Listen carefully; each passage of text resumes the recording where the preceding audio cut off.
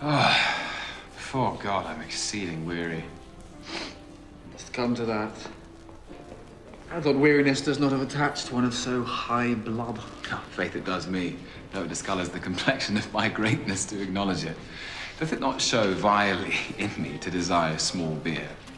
Why, a prince should not be so loosely studied as to remember so weak a composition. But belike then my appetite was not princely God, for by my troth I do now remember the poor creature's small beer. But indeed, these humble considerations make me out of love with my greatness. What a disgrace is it to me to remember thy name, or to know thy face tomorrow? How will it follows? After you have laboured so hard, you should talk so idly. Tell me, how many good young princes would do so? Their fathers being so sick as yours at this time is.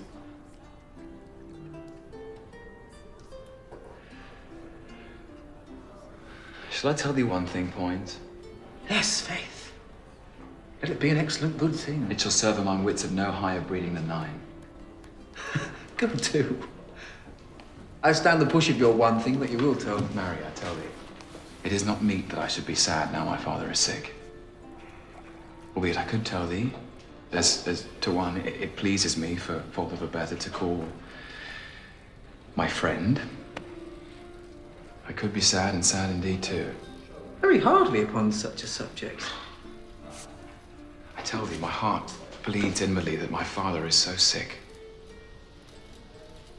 And keeping such vile company as thou art hath in reason taken from me all ostentation of sorrow. The reason? What wouldst thou think of me if I should weep? I would think thee a most princely hypocrite. It would be every man's thought, and thou art a blessed fellow to think as every man thinks. Every man would think me a hypocrite indeed. And what excites your most worshipful thought to think so? Why, because you've been so lewd and so much engraft to Falstaff. And to thee? By this light, I am well spoke on. I can hear it with mine own ears. And by the mass, here comes Bardolph. The boy that I gave Falstaff.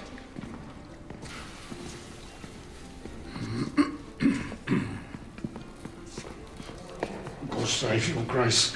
And yours, most noble Bardolph. Oh, come, you virtuous ass, you bashful fool, must you be blushing? He calls me even now, my lord, for a red lattice window, and I could discern no part of his face. Methought he'd made 2 holes in a red petticoat and so peeped through.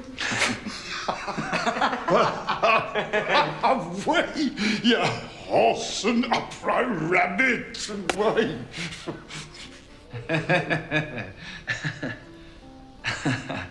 How doth your master, Bardolph?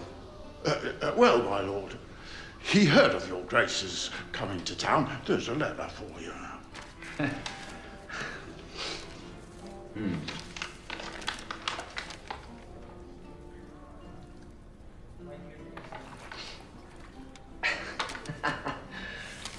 I do allow this wen to be as familiar with me as my dog. For look you how he writes. Sir John Falstaff, Knight. To the son of the king, knows his father, Harry, Prince of Wales. Greeting. Why, this is a certificate. Peace.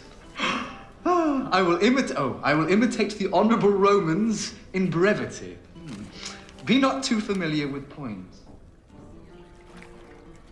For he misuses thy favour so much that he swears thou art to marry his sister Nell.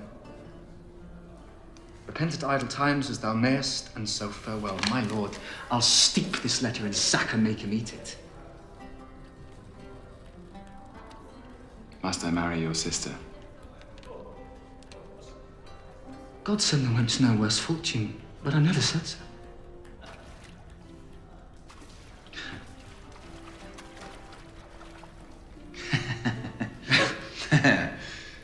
Well, thus we play the fools with the time, and the spirits of the wise sit in the clouds and mock us. Is your master here in London? Yea, my lord. Where's Supsy? At the old place, my lord, in Eastcheap. Sup any women with him? None, my lord. But old Mistress Quickly and Mistress Stole Tear Sheet. Shall we steal upon them then at supper? I'm your shadow, my lord, I follow you. Cyril, you boy. And Bardolph, no word to your master that I am yet come to town. There's for your silence. I have no tongue, sir. And for mine, sir, I'll govern it. Very well. Go. Might we see Falstaff bestow himself tonight in his true colours and not ourselves be seen?